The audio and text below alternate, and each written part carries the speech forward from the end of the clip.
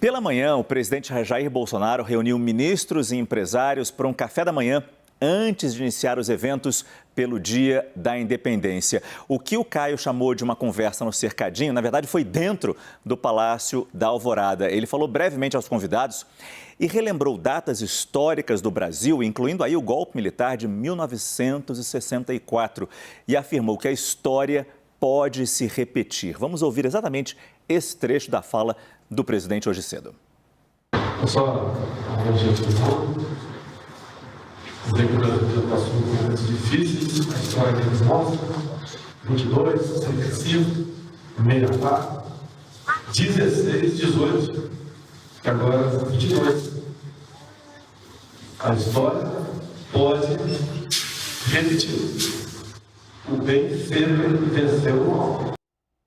O presidente cita esses anos e eu fiz uma lista aqui, meio que explicando que anos são esses. E, claro, peço a ajuda de vocês e também do Felipe, claro, se falar alguma coisa errada aqui. Em 1922, imagino quando ele fala 22, se refira a 1922, tivemos a celebração pelos 100 anos da independência do Brasil. Tivemos também a Semana de Arte Moderna em São Paulo, mas eu acho que o presidente não se referia a esse movimento artístico, não. Ele devia estar falando, e o Yuri Pita trouxe isso dentro do CNN 360, ao movimento tenentista, quanto militares de baixa e média patentes tentavam tornar um governo mais liberal, mais moralizador.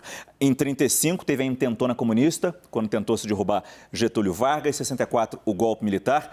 2016, impeachment da ex-presidente Dilma Rousseff. Em 2018, imagino que ele se refira à eleição de Jair Bolsonaro, a própria eleição, né, Yuri? Exato, aparentemente 2018 é esse, o único momento em que não há uma ruptura ou um momento de tensão, pura e simplesmente uma eleição realizada democraticamente com a vitória de Bolsonaro. É curioso, né? Não dá para fugir da ironia dele fazer uma referência marxista com essa frase da história pode se repetir, que é a introdução do 18 Brumário. Mas a grande ponto que Bolsonaro coloca, fazendo essa alusão da história, de que a história pode se repetir, é jogar de novo no ar, deixar nas entrelinhas o que aconteceu nesses momentos mais agudos de conflito, de tensionamento, de falta de capacidade de acomodação política ou de conciliação política ou de concordância política, de diálogo político-democrático de fato, à exceção de 2018, a não ser que em 2018 ele esteja se referindo ao atentado ao qual ele foi alvo. Mas tirando isso, porque mesmo o impeachment de 2016 é um momento de grande conflito político, ainda que não tenha ocorrido nada de maior gravidade, mas houve uma ruptura importante de um mandato. E todos esses outros episódios se referem ou a levantes como a revolta dos 18 do Forte de Copacabana em 22, a intentona comunista e por aí vai. Quer dizer, deixa no ar implicitamente essa possibilidade de conflito ou de ruptura, caso não se saia nas eleições aquilo que ele espera, que ele chama de vitória do bem contra o mal, que é a reeleição dele. E já seria algo chocante, né, Raquel? Quer dizer, chocante, já estamos acostumados às falas do presidente Jair Bolsonaro, mas já seria algo que chamaria a atenção de tentar falar que a história se repete, se referindo a 1964. Mas ainda mais no dia da independência do Brasil, acho que isso ganha um peso ainda maior, né? Mas está dentro da retórica dele, né, Márcio? Não deveria surpreender ninguém. Eu acho que não surpreende ninguém. Está dentro da retórica do Bolsonaro, da construção desse clima. É como se ele citasse que são momentos em que se salva o Brasil do comunismo. E como se essa eleição, a que estamos vivendo agora, nós estivéssemos de novo falando sobre isso. O Bolsonaro quer transformar essa eleição, a pergunta dessa eleição, que é o que o Felipe falava, nisso, né? Num plebiscito sobre se o Lula merece voltar ou não. Quando geralmente, numa reeleição, a pergunta é se aquele presidente que está no cargo merece continuar ou não. Mas você sabe, Raquel, que me parece, assim como no caso das mulheres, um outro tiro no pé. Porque essa eleição não é uma eleição sobre a questão da corrupção, como a gente falou lá atrás, mas não é mais sobre a questão do comunismo ou da esquerda. Não é esse o tema que está pautando as pessoas. Então me parece um tiro no pé, porque ao fazer isso, o que o presidente consegue é afastar uma parte importante do eleitorado de centro que votou nele em 2018 contra o PT, mas que agora vai votar de acordo com a avaliação se este governo vai continuar ou não. É isso que está em pauta, né? Ou seja, todas as vezes que ele tensiona institucionalmente, no fundo ele se distancia do eleitorado que ele precisa ganhar para virar essa eleição. Existe um eleitorado órfão aí, que era um eleitorado tradicionalmente do PSDB, que ficou muito sem alternativa.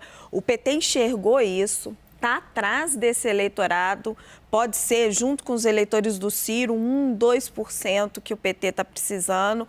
E, no caso desse eleitorado, o Bolsonaro realmente afasta essas pessoas que não querem, de forma alguma, ver nenhum tipo de ruptura na normalidade democrática. Caio, eu queria te ouvir porque você trouxe a sonora do cercadinho, né? Mas eu entendi a imagem do cercadinho, já que ela está dentro da residência oficial, entre os seus, num público seguro, como é o cercadinho na porta do Palácio da Alvorada. Vamos lá, o presidente Jair Bolsonaro, ele sabe jogar nesse campo. É o campo que ele gosta de jogar, e não só na presidência, no Congresso Nacional, na Câmara dos Vereadores, né, Felipe? Quando ele foi vereador e no próprio Exército, saiu, vamos lembrar, pela porta dos fundos, né? Toda aquela confusão nos anos 80. Ele gosta desse tipo de jogo. O jogo da canelada, campo chuvoso, gramado, escorregadio, pancada. É onde ele consegue navegar bem. Tanto que, para ele conseguir fazer um discurso, o de Copacabana, foi uma dificuldade. O processo de convencimento, segundo relatos do QG da campanha, que me diziam semana passada, que você não chega para ele e fala, não fala disso que isso tira voto, não fala disso que isso tira no pé. Tem que ser um processo de convencimento. E aparentemente em Copacabana deu certo, os outros dois, a questão feminina e a questão dessa que a gente acabou de ouvir, me senti que fugiram um pouco do script. Mas é o campo que ele sabe jogar. A gente não pode se iludir que existe um Bolsonaro moderado, ele faz recuos estratégicos e o momento agora é de um recuo estratégico para tentar ganhar a eleição. Esse recuo estratégico, vamos lembrar, começa na reunião dele com os embaixadores, a intensa reação, forte reação do setor empresarial, acadêmico, de todo mundo contra aquela fala, bem representada na carta da USP, e aí ele recua, e as pesquisas mostrando que aquela fala lhe tirava votos. Então esse é o momento que a gente está vivendo. Até outubro, ele será um Bolsonaro, e é difícil para ele se moderar, é difícil para ele fazer um discurso moderado, centrado, para atrair o eleitor de centro. Ele não consegue. Tanto que ali no Palácio da Alvorada, ele não fez. Tanto que lá em Brasília, ele sai, dá um beijo na Michelle, fala de princesa, por aí vai.